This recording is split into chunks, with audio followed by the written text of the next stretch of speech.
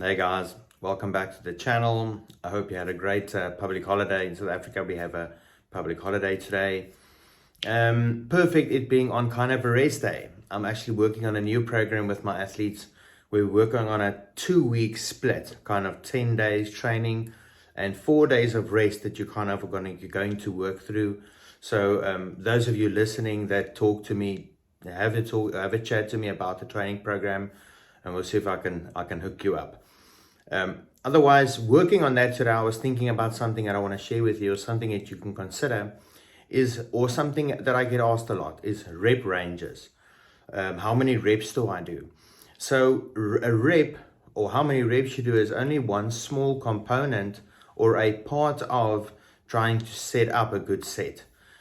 Setting up a good workout and so on. So setting up a good, let's say, workout would start with how many sets am I going to be doing, how many of those sets will be drop sets, rest pause sets, how many exercises will I be doing, and so on. So this has an impact on how many reps you do.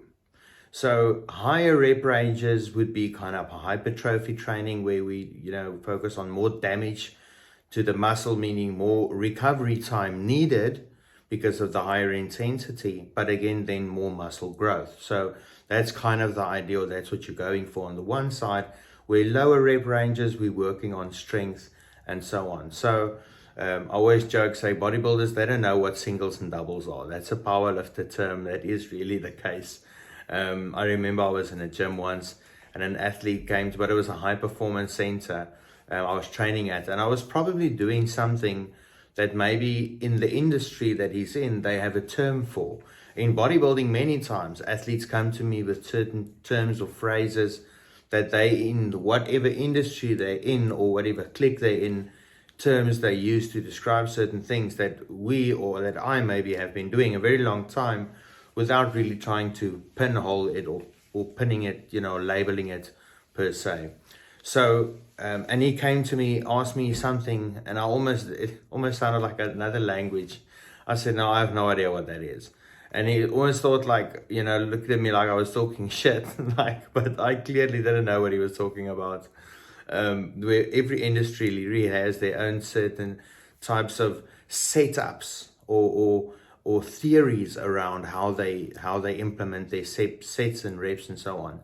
So I wouldn't go into let's say people say if I cut, I do more reps. So, if you're going to be cutting or getting leaner, the biggest change between an off season and an in season, or between a bulking and a cutting phase, would be your diet. Would have really a small impact on your rep ranges, to be honest. You'll be doing some more cardio. But if you could keep your rep ranges the same, being kind of 8 to 12, and sometimes pushing it to 15 every now and again, those will be kind of the rep ranges you want to be in. Building strength will be going lower. Some people will talk about doing singles and doubles. That's 1 or 2 reps, or working from 4 to 6 or 6 to 8, which is also nice rep ranges to work with. You can think about building sets where I start with higher reps because the weights are lower, but as I go into the heavier weights, I can start implementing less reps, but to try and build strength. So you can do things like this, but again, there's limits, where with hypertrophy, we would start increasing the sets at the end, putting in more rest pause sets, more drop sets to try and increase the rep ranges, being like, okay, 6 or 8 reps in one, let's do another 6 or 8 kind of. So that's like 16 reps in one set per se, if that's one rest pause or drop set, So a little bit of more high volume and muscle growth, where with strength training and those types of things, it's something completely different. If we talk about things like on leg press, we used to do a thing where you would go for it's like 100 or 200 reps or whatever. I wouldn't classify that as, I'm doing high volume. I would classify it as me doing specialist training. There used to be a thing also where you would do 40 and you would hold your legs for 40 seconds. You do 40 reps again on the leg press, hold your legs for 40 seconds, and you do 40, 40, 40 all the way up to 100, up to 200, sorry. So doing that all the way up to there. So that's not something that say, we're doing high volume today.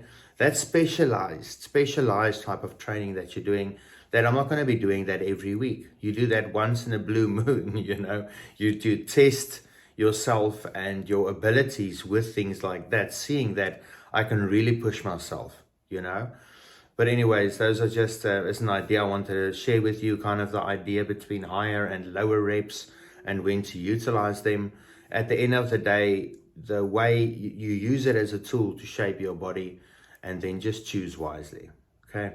Have a great day, guys, and see you tomorrow.